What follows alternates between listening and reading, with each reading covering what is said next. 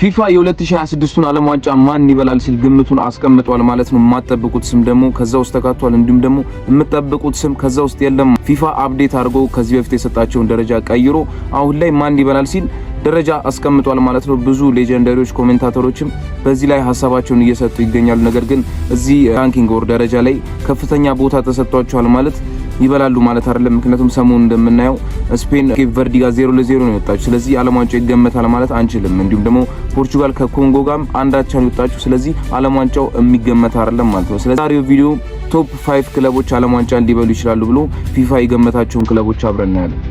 ብራዚል በአምስተኛ ደረጃ ላይ የተቀመጠችው እንግዲህ ብራዚል ናት።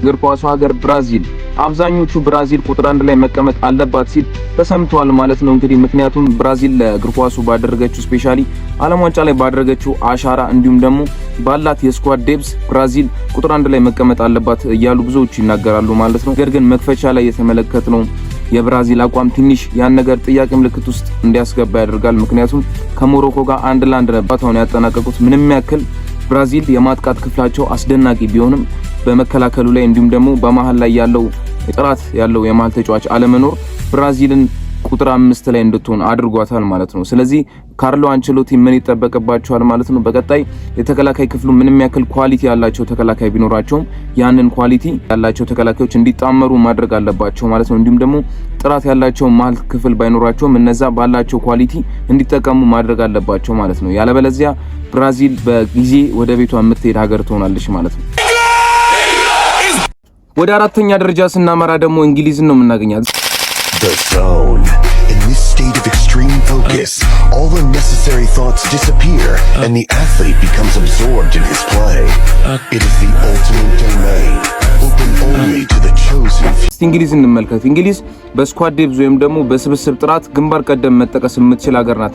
ልክ እንደ የዚህ ዓመት ባላንዶር አሸናፊ ሆናል ተብሎ የሚጠበቀው ሃሪኬንን የያዘች ሀገር ናት። እንዲሁም ደግሞ እነ ጁድ ቤሊንጋም፣ ቡካዮ ሳካና ዴክላን ራይስን የመሳሰሉ ከዋክብትን የያዘች ስብስብ ነው ያዘችው እንግሊዝ። መክፈቻ ጨዋታቸውንም አስገራሚ በሆነ መልኩ ክሮኤሺያን 4-2 በማሸነፍ ነው የመክፈቻ ጨዋታቸውን የጀመሩት ማለት ነው። ግን ለምን አራተኛ ተመደበች ትላላችሁ ሁሉ ስብስብ ይዛ? ምክንያቱም እንግሊዝ ሁሉ ጊዜ የመክፈቻ ጨዋታዋን ኦልሞስት ታሸንፋለች ማለት ይቻላል። እንዳጀማመራቸውም ከሆነ የማይቆሙ ናቸው። በቃ ዋንጫውን ያሸንፋሉ እስኪባሉ ድረስ ነው አጀማመራቸው ሁሉ ጊዜ የሚያምር የሚሆነው። ነገር ግን አጨራረሳቸው ወር ደግሞ ራውንድ 16 ውስጥ ሲገቡ አጨራረሳቸው የማያምር ነው የሚሆነው ማለት ነው። ስለዚህ እንግሊዝ አራተኛ መቀመጧ ጥያቄ ይፈጥራል። አሰባችሁን ኮሜንት ላይ ልወቅ። ወደ ሶስተኛ ደረጃ ስንመጣ ደግሞ ስፔን እናገኛታለን።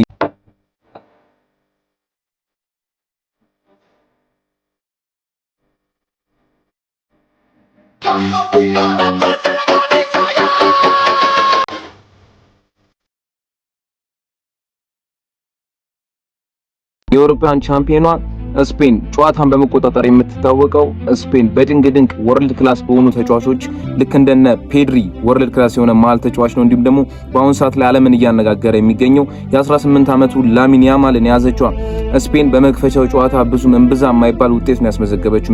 ምክንያቱም ኬፕ ቨርዲ ላይ ምንም አይነት ጎል ማስቆጠር ተስኗት ነበረ ጨዋታውን የወጣችው። ኳስን መቆጣጠር ብቻ ለማሸነፍ በቂ እንዳልሆነ፣ ዋናው ግብ ማስቆጠር ስም መቆጣጠር እንዳልሆነ ያየንበት ጨዋታ ነው ማለት ነው። ከዛ በኋላ ከቀናት በኋላ በሁለተኛ ጨዋታቸው ግን ሳውዲ አረቢያን አግኝተውት 4-0 ነው የረመረሙት። ማሸነፍ ብቻ ሳይሆን መረምረም ነው ያየንበት በዛ ጨዋታ ላይ ማለት ነው። እስከ ዋንጫ ድረስ የመሄድ አቅም እንዳላቸው አሳይተውናል ማለት ነው። ነገር ግን እስካሁን ከባድ ወይም ደግሞ የሚፈትን ቲም ስላላገኛቸው ነው እንጂ የስፔን የመከላከል ክፍል መዋቀር እንደሚቀረው እምብዛም በቃ የሚታይ ነገር ነው ማለት ነው። ስለዚህ ዓለም ዋንጫ ፍጻሜ ድረስ መሄድ ከፈለጉ ያን ነገር ማስተካከል ይገባቸዋል። ያን ነገር ማያስተካክሉ ከሆነ ግን በጊዜ ከዓለም ዋንጫ ፍጻሜ ሳይደርሱ የሚሰናበቱ ይሆናል። ሁለተኛ ደረጃ ስንመጣ ደግሞ ፍራንስ እናገኛት።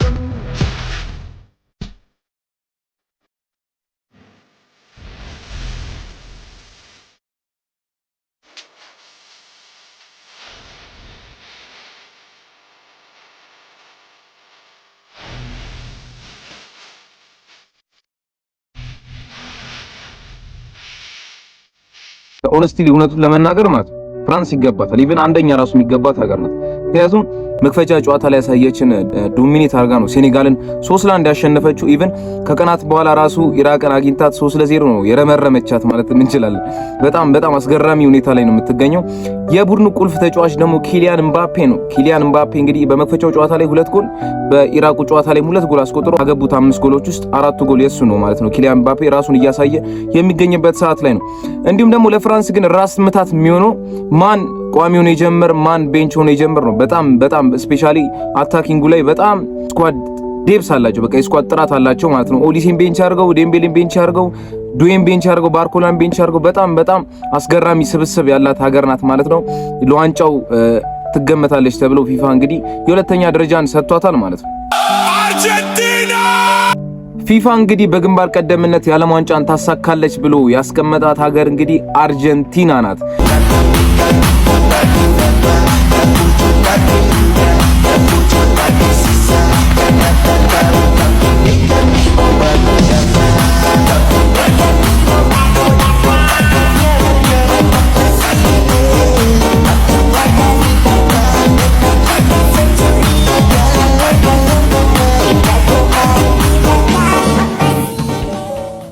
ሊዮኔል ሜሲ በዓለም ዋንጫው ተዳክሞ ይመጣል ተብሎ ሲጠበቅ እሱ ግን ከአልጄሪያ ጋር ባደረጉት የመክፈቻ ጨዋታ ሃትሪክ ሰርቶ ዓለምን አስደምሞ እንዲሁም ደግሞ የንግስናው ቦታ ድጋሚ ለሱ እንደሚገባ ያሳየበት ጨዋታ ነበር። ግን ይሄ ስለ ሜሲ ብቻ አይደለም። አርጀንቲና ስለ ቲሙ ስናወራ እነሱ ጋር ያለ ሌላው ጋር የሌለ ነገር ድንቅ ነገር አለ። ያ ነገራቸው ምንድነው? የመከላከላቸው እንደ ቡድን ብቻ ሳይሆን እንደ ግል ለካፒቴናቸው ያላቸው ክብር በጣም የሚገርም ክብር ነው ያላቸው። ለቡድናቸው ሲሉ ለሀገራቸው ሲሉ እንደ ስፔሻሊ ለሜሲ ሲሉ ይሞታሉ። ያላቸውን ነገር ነው የሚሰጡት። ያ ነው አርጀንቲናን ነምበር 1 ወይም ደግሞ ዓለም ዋንጫን በግንባር ቀደምነት ታሳካለች ተብሎ ፊፋ አንደኛ ደረጃ ላይ ያስቀመጣት ማለት ነው። ስለዚህ ፊፋ ዓለም ዋንጫን ያሳካሉ ብሎ ያሰባቸው ቶፕ 5 ቲሞች እነዚህ ነበሩ ማለት ነው። ማን መካተት ነበረበት ማን መካተት አልነበረበትም ኮሜንት ላይ ትጽፉልኛላችሁ ማለት ነው። ቪዲዮ ከተመቻችሁ ላይክ እና እንዲሁም ደግሞ ሰብስክራይብ ማድረግ እንዳትረሱ። ይመቻችሁ።